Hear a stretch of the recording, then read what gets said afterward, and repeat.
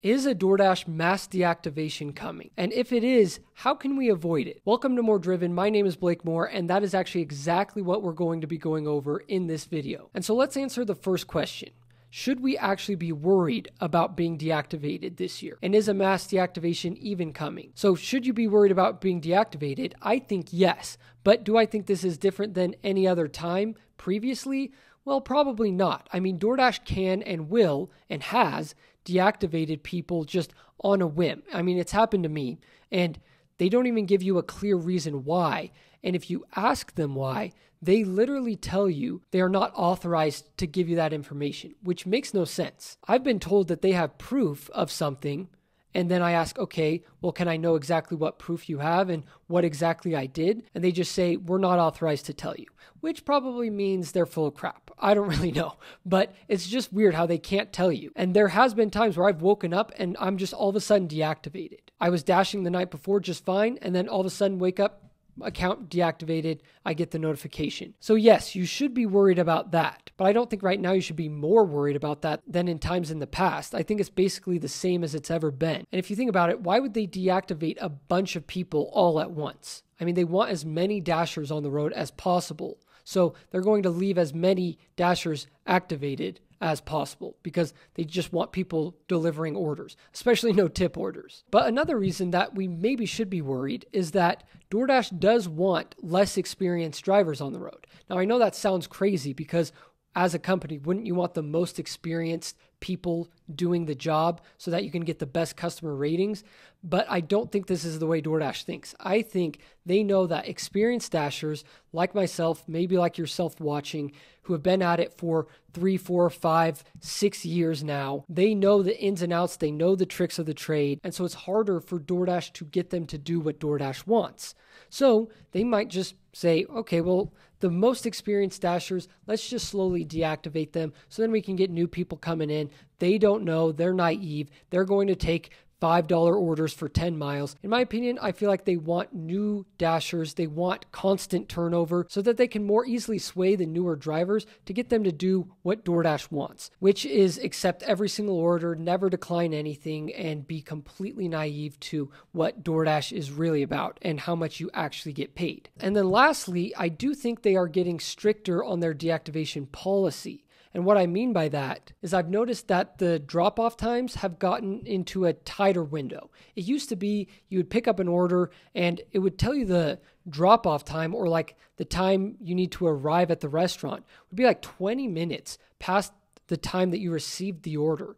So you had a lot of leeway. So I'll just explain kind of quickly how it went. You would get an order, let's say it's 5 o'clock in the evening, you get an order and it would say arrive to the restaurant by 5:20. That's when you need to have the order picked up by. Then you would pick up the order, and then the time would go even further to like 5:45 is when it would tell you to have the order dropped off by.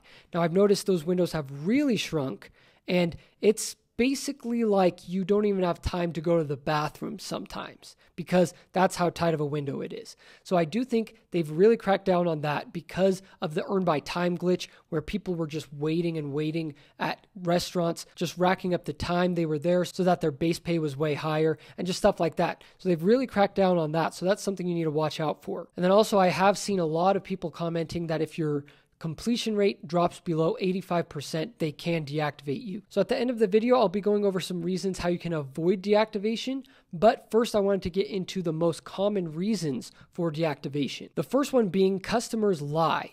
That is the biggest reason I've seen people getting deactivated. That's the biggest reason that has led to the most of my deactivations, where you drop off an order, the customer wants it for free, so they say you never dropped it off, and then you end up getting penalized for it. You either get a contract violation, or I think in some instances, it can directly lead to deactivation. So just watch out for that. The next one would be is if you actually steal from a customer. If a DoorDash driver drops the order off, takes a picture of it, but then takes the order back into their car and eats it for themselves, that's definitely going to lead to deactivation. Most people have Ring cameras or doorbell cameras now. So I've seen a lot of people getting deactivated for that as well. So just don't steal food. I mean, it's pretty common sense, but that actually is a big reason for dashers getting deactivated. The next one would be is if you rack up 3 contract violations. And this could be anything from dropping an order off at the wrong house. This could be arriving late to a restaurant. This could be all sorts of different things, really. So just make sure you're not doing anything weird or sketchy, and then you should be fine on this. Now, the next one is if you're multi-apping. I have been deactivated for multi-apping before, and the reason was because I was taking orders off of different platforms. So I would have a Doordash order that I was doing, and then I would get an order from Uber Eats, and I would accept that one as well, do them at the same time. Sometimes I would even have a Doordash order, an Uber Eats order, and a Grubhub order all in the car with me at once.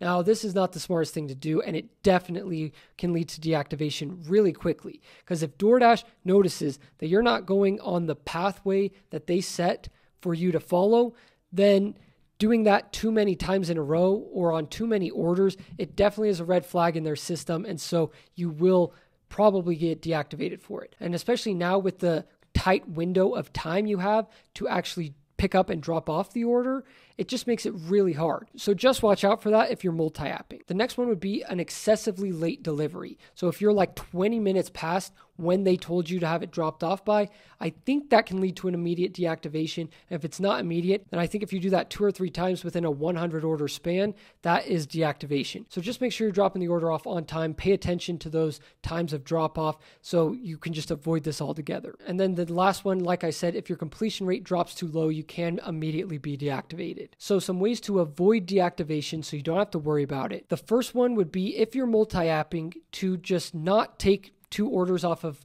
different platforms at the same time.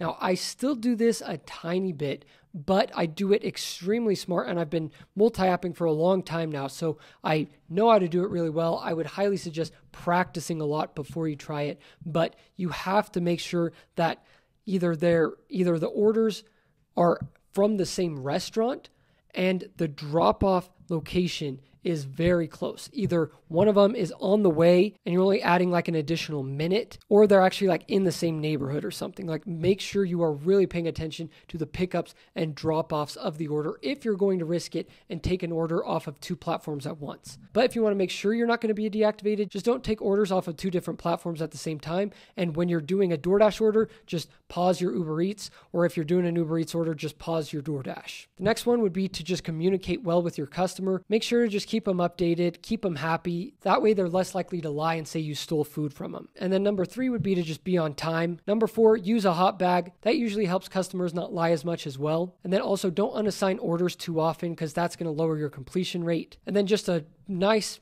best practice would be to record every order or take a picture of every order. But I would actually recommend recording, because that way you can record it being dropped off, you walking away, getting back into your car. So if anyone ever claims that you stole their order, you can submit that to Doordash and you should be able to get reactivated basically immediately. So to answer the question, is there a Doordash mass deactivation coming?